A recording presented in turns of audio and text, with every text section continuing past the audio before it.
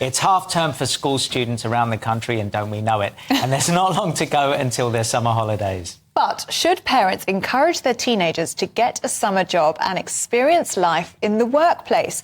Or should we let them enjoy being kids, enjoy their freedom during the school holidays? Broadcaster Clare Muldoon believes kids should have summer jobs in order to build character. Meanwhile, journalist Julie Cook thinks that we shouldn't force children into part-time work and instead we should let them stay young. Well, good morning to you both. Really good to see you. I'm looking forward to this one.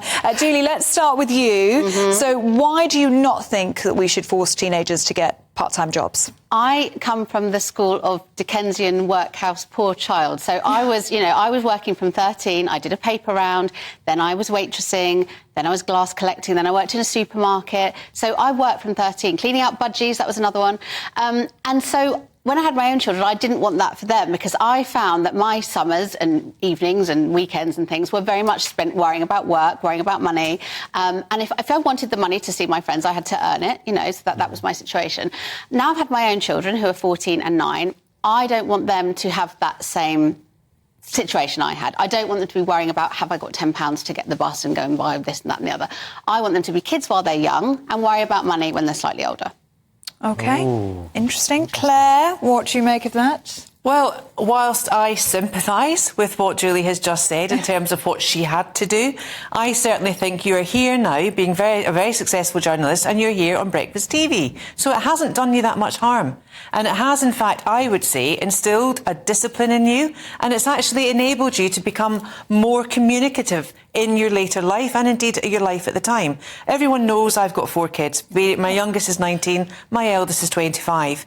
Now, I didn't say I had them down a pit at age 11, but they did start to work. They babysat at 16, 15, 16. They babysat for local neighbours. Again, it was fostering an environment of community. They earned it was cash, it was great. They could then go to Starbucks to get their coffees or whatever it was they wanted to do.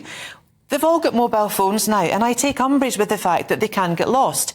If you lose your phone, go and Google minimum wage, go and work out how long it will take you to actually earn to get that phone bill paid.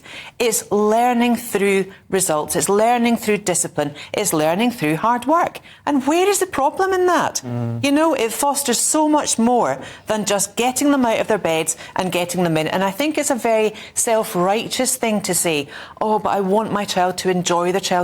They will enjoy their childhood. And I'm not talking about getting them working at age 11 or 12. Paper rounds, I don't think we have them anymore because print is going out of fashion. Milk rounds, it's electric vehicles now that deliver milk if you get your milk delivered. It's different, completely different. But I would say there are still jobs out there that need people, that need feet on the ground. And 50% of the British public not having a barbecue.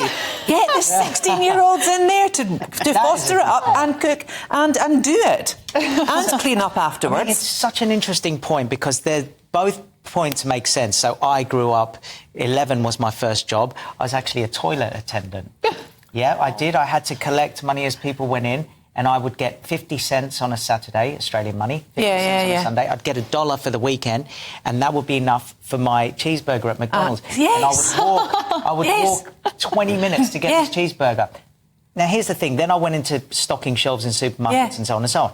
So that did me good, yes. But why then am I, as a parent, I just can't push my children to do the same. I try and push the work ethic on them, but not necessarily pushing them to do jobs, because I have this similar thing of like, I'm being a bit soft, and I know you are. And my dad's telling me I'm being, and you're telling me. Yes.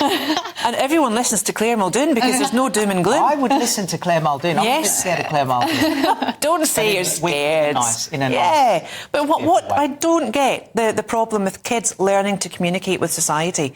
There's so many people coming on public transport, and I always say, good morning, thank you very much to the bus driver. And my kids, when I come off the bus, they used to be mortified. I would always shout, thank you. That is a skill. It's communication. It's a skill. It's society.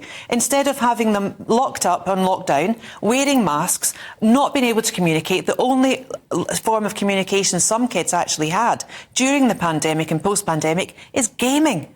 You know, that's not real life. But I think you can still instill those values of being polite and able to speak and communicate without pushing them to necessarily get a job. I mean, also, I really agree with your point, despite this being a debate, I agree with your point that there aren't the jobs that used to be out there. Yeah. For example, you used to be able to, I don't know, look after your next door neighbour's cat. Or You still can. Yeah, but now there's professional cat sitters, there's professional dog sitters. All the things that children used to do have been sort of professionalised. I used to have friends who did glass collecting in pubs. No one goes to pubs anymore, so there's those jobs. Well, they do. The pubs are starting to open up. Well, they don't exist on the same scale, I don't think, but there's not as many jobs for kids. I mean, Julie, there's something in this, because there's a point Claire is making is great. So I heard someone say that when we were growing up and we would see the prize at the top of the mountain, our parents would go, you better start climbing. And when you'd fall, they'd be like, well, if you don't get up there, you're not going to do it. Eventually, you'd climb this mountain, however hard it was, and you'd grab the prize. And what this person said was now the kids see the mountain, the kids see the prize, but they don't see the mountain. And this has become a problem. It has. Where they think they can just get it. Oh, they've got a free pass up that mountain now, haven't they? That, yeah. They have. Everyone's facilitating, you know, young people. Young people can go, like, straight from school to university if they go that path, to tertiary education, or then they go into full-time employment. The employers are like, you know, you need to do this, do that. You can't speak to me like that. Well, I'm sorry, I pay your wage, I can.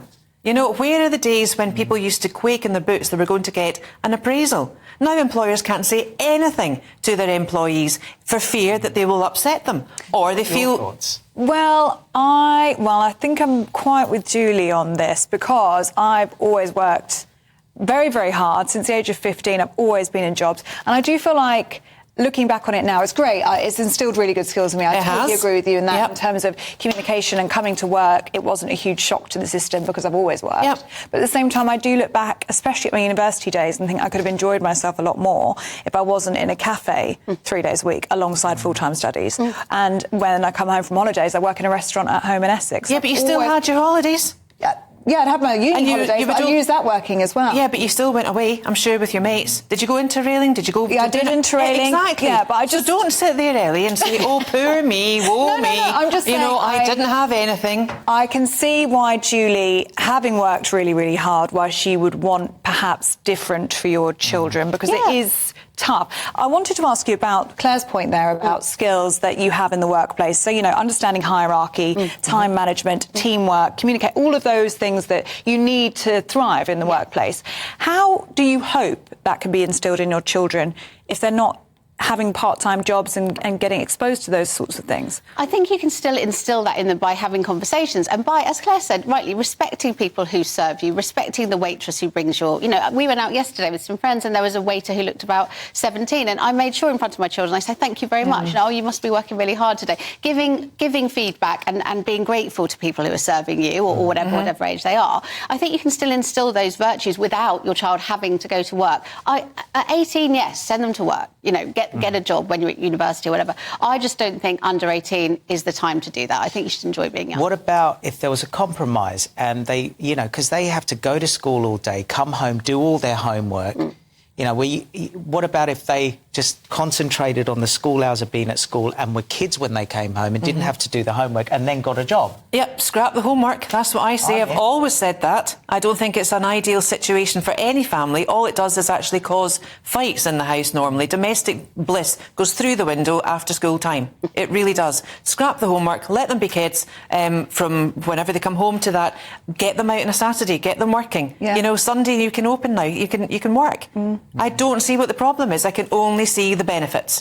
And I'm sure you at home do too. Yeah, it's a good debate. Claire, Julie, really enjoyed having you both in the studio. Always fantastic to see you. Thank you very much.